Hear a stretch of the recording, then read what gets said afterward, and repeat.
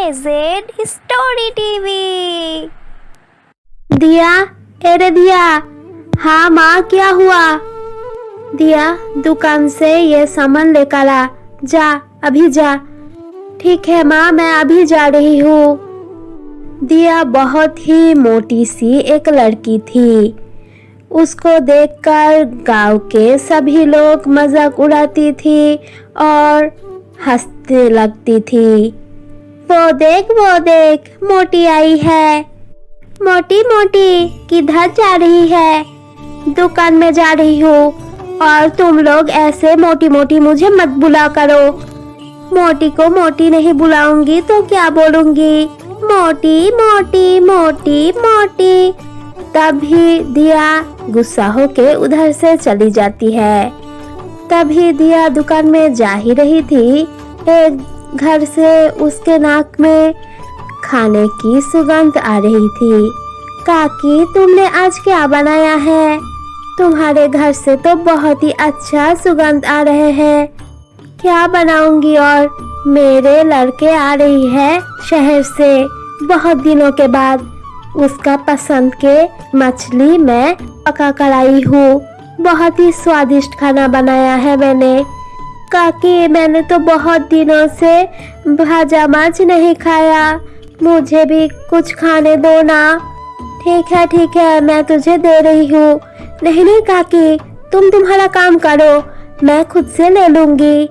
फिर दिया उसके रसोई में जाती है और खाते खाते 1 से 2, 2 से 3 बहुत सारे मच्छी खा लेती है।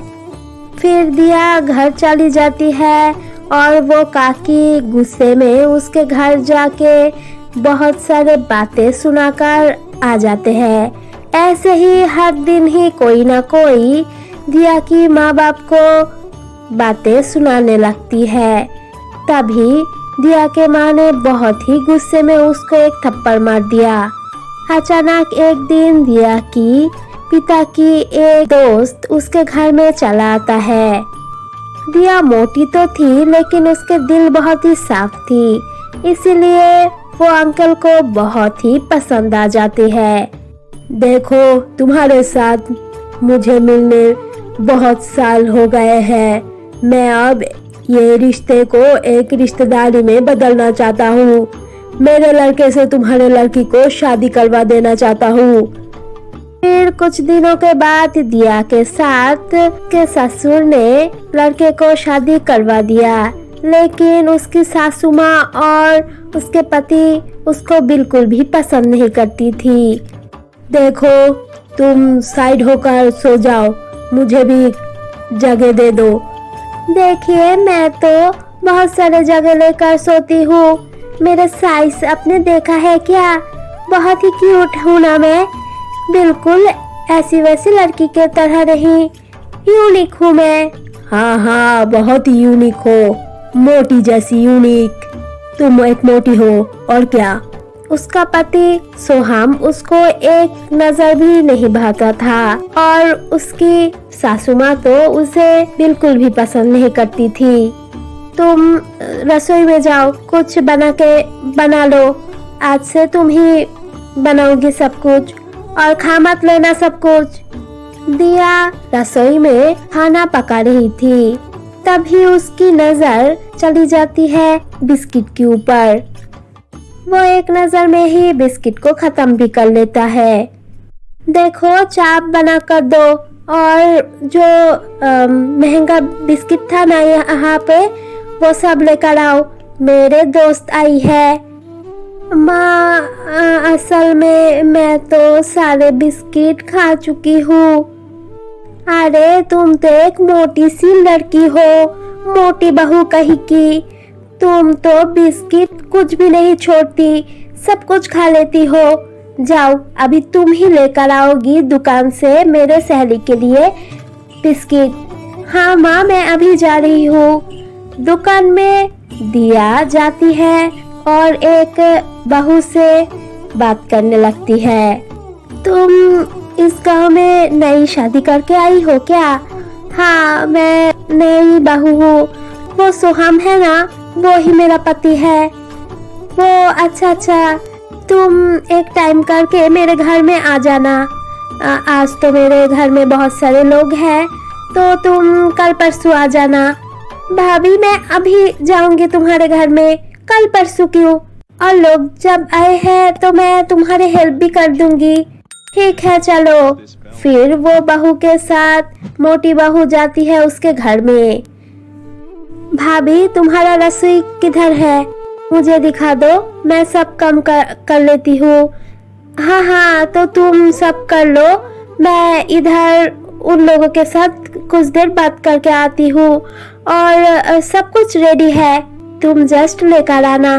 ठीक है? ठीक है भाभी। फिर दिया रसोई में जाती है और खाना खाते खाते सब खाना खा जाती है। फिर वो दौड़ के उधर से चला जाती है। माँ मैं बिस्किट लेकर आई हूँ। इतनी देर में तुम आई हो बिस्किट लेकर? मेरे सहेली कभी चली गई है, अब तुम ही ठूसो बिस्किट। और टेबल में खाना रखा हुआ है, खा लो सब कुछ। ठीक है माँ। तभी वो बहू उसके घर में आ जाती है। चाची चाची घर में हो क्या? हाँ रे मीना, मैं तो घर में हूँ। क्या हुआ? आज तुम्हारे बहू ने जो किया वो तो बोलने में भी मुझे शर्म आ रही है। मैंने उसको लेकर गई मेरे घर में।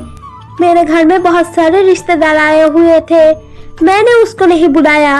वो खुद से मेरे साथ मेरे घर में गई और सारे के सारा खाना खा के दौड़ के चोर की तरह चली आई। मैंने तो ऐसी मोटी बहू कहीं नहीं देखा, मोटी कहीं का। ये बोलते हुए मीना उधर से चली जाती है। देखो ये लड़की को मैं अब और नहीं बर्दाश्त करूंगी मेरे घर में। आज तो उसने मेरे नाक ही कटा दिया। फिर दिया को वो लोग घर से निकाल देती है। देखो दिया, ये तो सच बात है, तुमको सब कुछ कंट्रोल करना पड़ेगा। तुम बहुत सारा खाती हो, तुमको एक्सरसाइज करना पड़ेगा, नहीं तो तुम घर संसार नहीं कर पाओगी। ठीक है पापा, आप जो बोलोगी मैं वो ही करूंगी। फिर दिया एक्सरसाइज करने लगती है। फिर वो मोटी बहू से पतली बहू हो जाती है। फिर दिया उसके ससुराल में जाती है। अब लग रही हो तुम मेरे बहू। हाँ माँ, तुम सच बोल रही हो। यू लुकिंग सो ब्यूटीफुल दिया। दिया तब से हंसी खुशी उसके घर में रहने लगती है। तो आप लोगों को ये चैनल अच्छा लगा और कहानी अच्छा लगा तो जरूर लाइक, कमेंट और सब्सक्राइब कर दीजिएगा।